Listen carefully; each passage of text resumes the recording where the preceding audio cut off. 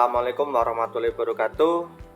Kembali lagi kita berjumpa di softsign.com. Kali ini kita akan bahas analis data pelanggan menggunakan RFM. Apa itu analis RFM? RFM adalah sebuah teknik marketing yang digunakan untuk melihat perilaku pelanggan, seperti waktu terakhir pelanggan melakukan transaksi, seberapa sering pelanggan melakukan transaksi, dan seberapa nilai uang dari pelanggan atas transaksi tersebut. Jadi teman-teman bisa lihat RFM ada sebuah singkatan dari esensi, yaitu kapan terakhir pelanggan membeli, frekuensi, seberapa sering mereka membeli, dan monetary, berapa banyak mereka menghabiskan uangnya. Kita akan belajar lebih lanjut di set ini. Di sini adalah sebuah histori transaksi selama periode Februari tahun 2020. Pada tanggal 10 Februari, toko Anton order sebanyak 2000 kilo. Kemudian tanggal 12 Februari order banyak 1500 kilo. Tanggal 15 Februari, toko Anton kembali lagi beli sebanyak 750 kilo. Selanjutnya di hari tanggal 16-nya, toko Boni juga beli lagi 50.000 kilo. Kemudian dilanjut juga toko Anton beli lagi sebanyak 8.000 kg. Dari data tersebut kita bisa membuat namanya tabel RFM, yaitu ada nama toko, ada lisensi, ada frekuensi, sama monetary. Untuk Anton terakhir kali beli yaitu tanggal 20 Februari. Pembelian dilakukan sebanyak 3 kali dan menghabiskan kuantum atau uangnya, kalau di sini kuantum, sebanyak 10.750 kilo. Kemudian untuk toko Budi terakhir beli yaitu tanggal 16 Februari, teman-teman bisa dicek di sini 16 Februari, sebanyak 2 kali yaitu tanggal 12 sama tanggal 16. Kalau dijumlahkan adalah 21.500, yaitu jumlah dari 1.500 tambah 20.000. Nah, bila mana ada ribuan pelanggan yang melakukan transaksi selama setahun, nah saya akan menginformasikan kepada kalian, Gojek aja mengandalkan RFM dalam menentukan segmentasi pelanggan. Jadi ada top customer, misalkan kita ada beberapa customer, ada 1, 2, 3, 4, 5. Jadi ada top customer, ada customer 1, customer kedua, sama customer ketiga, sampai basic customer. Kalau kita punya data ribuan pelanggan, tentu kita butuh namanya teknologi untuk melakukan hal tersebut. Nah, Gojek menggunakan metode analisis RFM itu pihak dari Google dipakai oleh Bayu mengatakan, meski metode ini terbilang baru, Gojek berupaya menggunakan metode ini karena sekedar memahami persona konsumen saja tidak cukup. Sebenarnya RFM itu sudah banyak dilakukan, sudah banyak digunakan, cuman di Gojek masih terbilang baru. Jadi dalam Gojek itu membagi segmentasi pelanggan ke dalam 4 kelas, yaitu Gold, Silver, Bronze, dan Non-Profit. Segmentasi Gold yaitu memiliki kualitas konsumen seperti dengan high monetary, high frequency, and high frequency. Kemudian untuk Silver memiliki kualifikasi konsumen dengan tingkat monetary yang tinggi tapi frekuensi yang rendah dan resensi yang tinggi. Kemudian untuk Bronze tadi dari konsumen dengan tingkat monetary rendah, frekuensi dan monetary rendah, serta frekuensi dan resensi yang tinggi. Untuk Non-Profit memiliki kualitas konsumen dan kualifikasi monetary, frekuensi, dan resensi yang rendah. Nah, RFM tidak berdiri sendiri, jadi kita akan menggunakan data RFM tersebut minimal setahun 2 tahun. Kemudian kita menggunakan pengelompokannya menggunakan Cummins clustering. Jadi melalui algoritma clustering Cummins, maka pengelompokan pelanggan akan menjadi mudah sehingga strategi pemasaran bisa lebih spesifik. Jadi untuk tahapan RFM itu ada 4 lah, saya kelompokkan. Yang pertama kita harus buat dataset. Kalian bisa siapkan dataset berisi story, maka data tersebut harus mempunyai format misal minimal ada tanggal, nama pelanggan, terus kuantumnya. Kemudian setelah kita dapat dataset, kita lakukan pengolahan. tentu kita butuh format data type-nya. Sebelumnya teman-teman kan sudah belajar tentang format data type di Python. Kemudian setelah semua diselesaikan, tahap ketiga kita menggunakan k-means clustering di sini. Di sini saya tidak menggunakan 3 ya, saya revisi, kita menggunakan 4 aja, 4 sesuai dengan Gojek. Kita akan coba untuk menggunakan 4 clustering, tapi kita nggak menggunakan istilah gold, silver tidak, tapi kita menggunakan kelas A, B, C, dan D. Kemudian untuk yang terakhir, melalui plotting 3 dimensi, kita dapat melakukan analisisnya. Nah, seperti yang saya bilangkan, apa yang kalian butuhkan? 1, kalian harus belajar tentang teknik agregasi data. Kemudian teman-teman juga harus punya library yang siap pakai, itu yaitu NumPy, Pandas, atau Sklearn. Teman-teman juga kalau belum paham tentang agregasi data, teman-teman bisa belajar menggunakan pivot Excel di sini. Tapi kalau datanya ribuan, tentu menggunakan Excel tidak cukup karena sangat-sangat lambat jadinya. Jadi kita akan bahas menjadi 4 bagian. Pertama, kita lakukan kilas balik agregasi.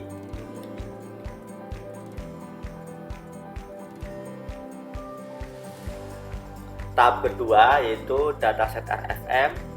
Part ketiga k-means clustering, sama yang keempat ada visualisasi.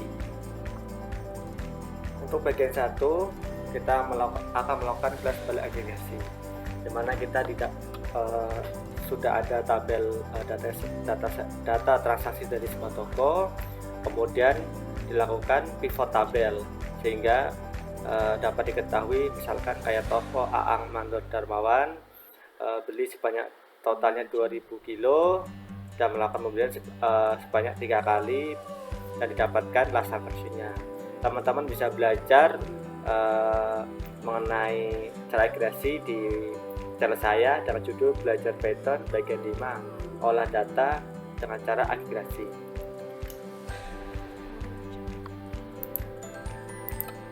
Kemudian untuk dataset, teman-teman tinggal masuk saja lewat browser Firefox di softScience.com/book.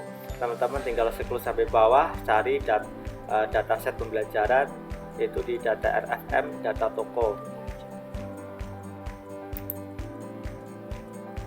Setelah kalian download, misalkan saya letakkan data Excel di sini ya, di data toko SLS ini di folder, teman-teman bisa lihat. Kemudian kita akan menggunakan untuk mengolah data.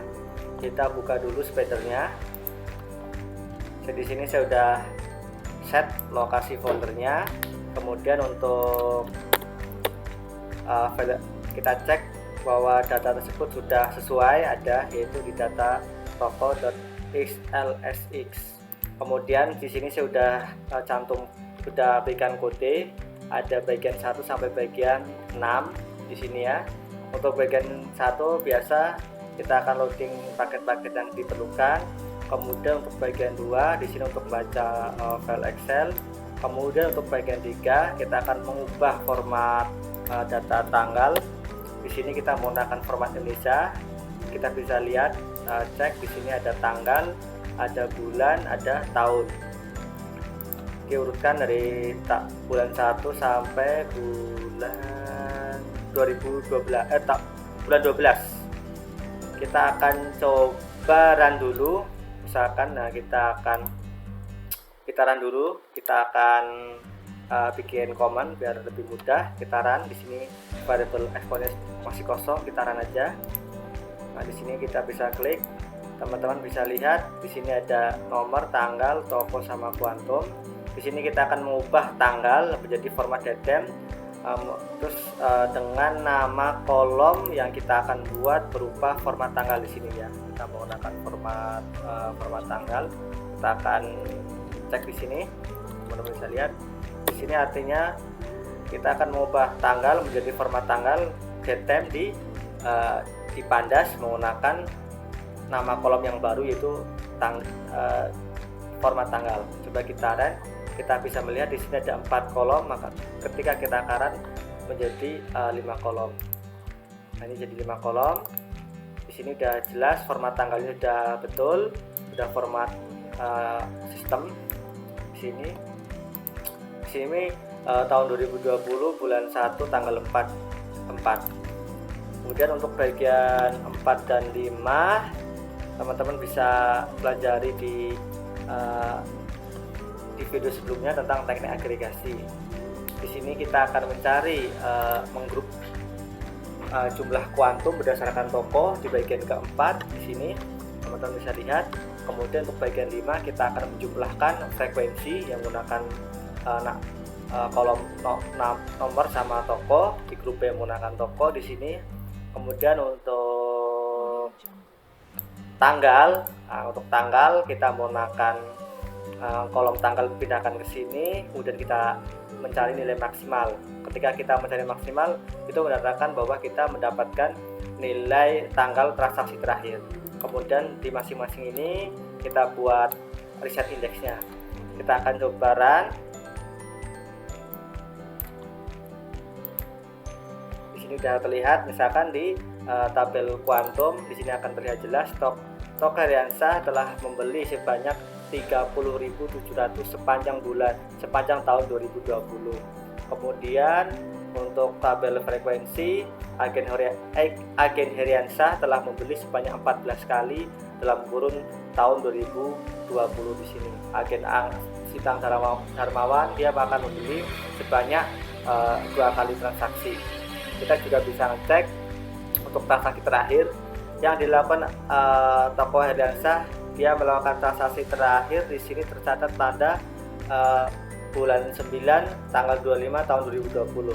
Untuk Aang Sitang Darmawan dia beli tanggal 12 bulan 3 tanggal 12 bulan Maret atau tanggal 3 tahun 2020.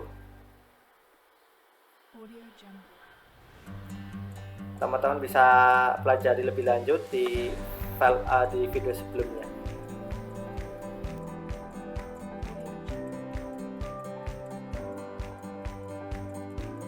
Kita lanjutkan lagi untuk membuat tabel RFM. Di sini saya akan mengkhususkan diri pada tabel tanggal. Pada tabel seumpama kita akan melakukan tanggal mulai, yaitu tanggal pencatatan, yaitu pada tahun 2020 bulan 1 tanggal 1. Di sini bisa lihat di bagian 7 saya membuat tabel RFM menggunakan data frame, kemudian mengcopy data toko di kuantum dari nama variabel toko. Kemudian untuk transaksi terakhir, itu untuk kita bisa lihat di transaksi terakhir kita akan mengurangi format tanggal di sini menggunakan tanggal dimulai. Di sini transaksi terakhir pada kolom format tanggal dikurangi tanggal mulai, kemudian dicari berapa hari. Misalkan tanggal 31 Januari, maka dia akan menghasilkan 30 hari. Kemudian untuk tabel F atau frekuensi, kita ambil frekuensi di sini, tabel nama variabel frekuensi diambil nomornya. Di sini teman-teman bisa lihat di frekuensi di sini kita ambil di sini nomor melambangkan jumlah pemesanan yang diambil oleh setiap toko. Kemudian untuk kuantum kita ambil kuantumnya juga di sini. Di sini ada variabel kuantum, kita bisa cek. Kemudian untuk kolomnya di sini sudah jelas, kolom kuantum kita ambil. Kemudian hasilnya kita simpan dalam format Excel. Kita coba aja langsung di run. Oke, sudah tersimpan. Kita cek saja di sini. Di sini RFM. Nah, di sini kita bisa lihat, teman-teman bisa lihat ada nama toko, ada kolom R atau lisensi, kemudian kolom F frekuensi sama kolom M monetary. Ini cara bacanya adalah toko hariansah terakhir kali membeli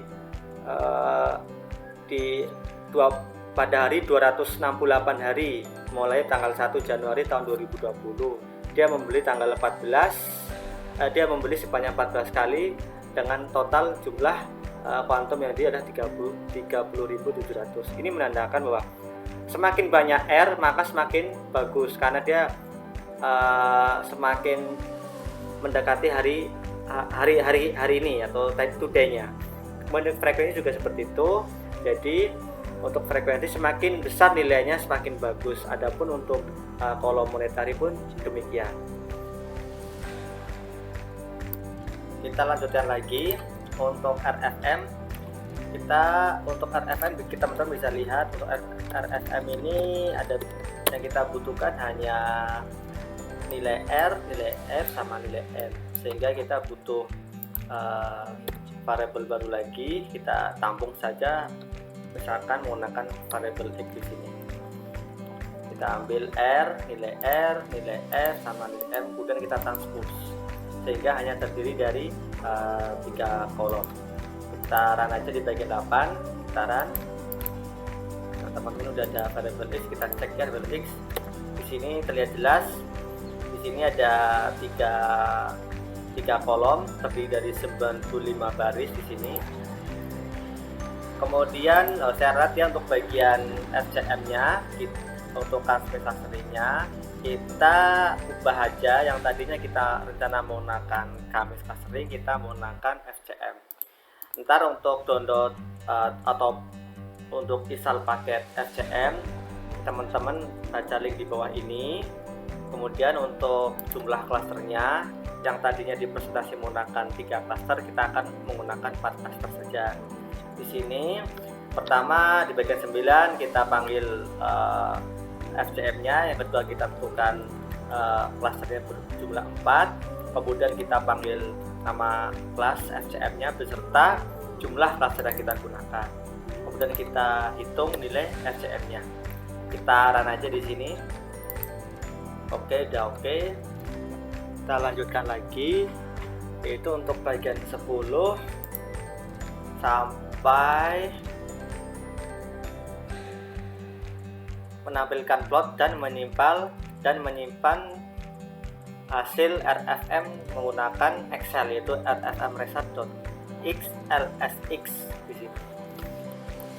Saya akan run aja langsung. Saya akan jelaskan kategori di sini ya. Jadi setelah FCM kita run, kemudian kita olah lagi FCM-nya, kita rekalkulasi, dicari nilai maksimalnya, kemudian hasilnya kita tempelkan di variabel RFM. Di sini saya akan perlihatkan tabel kategori. Artinya adalah teman-teman bisa lihat nilai 287,039, terus kemudian nilai F-nya sebanyak 15,1816, kemudian nilai M-nya 71716,6 merupakan nilai sentroid. Kemudian nilai label di sini merupakan nilai pelabelan dari FCM. Kenapa urutannya jadi 0, 3, 2, 1? Saya menggunakan teknik perankingan menggunakan sub. Jadi nilai R, F, dan M saya jumlahkan menghasilkan angka nilai. Begitu juga untuk kolom baris nomor 2, 218,889 ditambah 9,88501 ditambah 33364,7 menghasilkan 3359,5. Saya jumlahkan, kemudian saya ranking di sini. Maka label 0 menempati posisi pertama, label 3 menempati posisi kedua, dan selanjutnya label 2 menempati posisi ketiga, dan label ke-1 menempati posisi angka 4, posisi 4. Kemudian agar lebih mudah, saya bikin level A, B, C, dan D. Di sini adalah rekalkulasinya.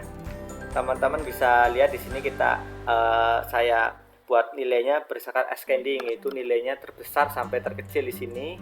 Kemudian saya kasih kasih level di sini A, B, C, D. Kemudian untuk visualisasinya saya menggunakan matplotlib. Di sini teman-teman bisa lihat, sangat menarik sekali di sini. Di sini warna merah atau kategori A merupakan mempunyai nilai yang tertinggi, baik nilai resensinya, value monetarinya, sama nilai frekuensi. Kemudian disusul kategori B, kemudian kategori C, dan yang paling banyak atau yang paling basic adalah kategori D. Di sini teman-teman bisa lihat. Kemudian di akhir kode saya langsung sorting. Jadi RFM sort value berdasarkan level, saya ascending dari nilai terbesar sampai nilai terkecil berdasarkan kategori A, B, C, dan D. Kemudian saya simpan dengan nama RFM Result XLSX. Kita coba saja buka Excelnya yang ini ya. Teman-teman bisa lihat hasilnya lebih baik di sini ya, lebih mudah bacanya. Nah, di sini ada toko apa nih? Toko Yanto, toko Agustin, toko De Avita, toko Endang Susilawati, toko Andreas Ida, dan toko Fahlin Haruti. Dia masuk level A di sini.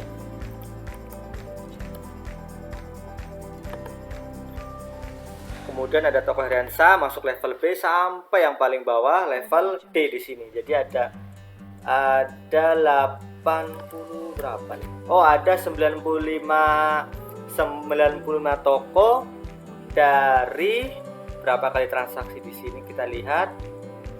Data toko dari sebanyak 677 transaksi selama Januari Desember tahun 2020, terdiri dari 95 toko di sini. 95 toko di sini bisa terlihat. Dari 95 toko ini kita bisa klasifikasi A, B, C, dan D. Kita bisa lihat, teman-teman biar nggak bingung, kita klik saja variabel kategori. Di sini teman-teman bisa lihat, artinya untuk kategori level A, artinya dia mempunyai rata-rata atau sandwich sebanyak nilainya resensinya 28,039, frekuensi sebanyak 15 kali, dan telah membeli sebanyak 71.716 kg. Oke teman-teman, biar nggak bingung, saya sudah kasih link di GitHub-nya, teman-teman bisa pelajari kodenya. Oke, sekian, terima kasih. Assalamualaikum warahmatullahi wabarakatuh. Jangan lupa subscribe ya teman-teman.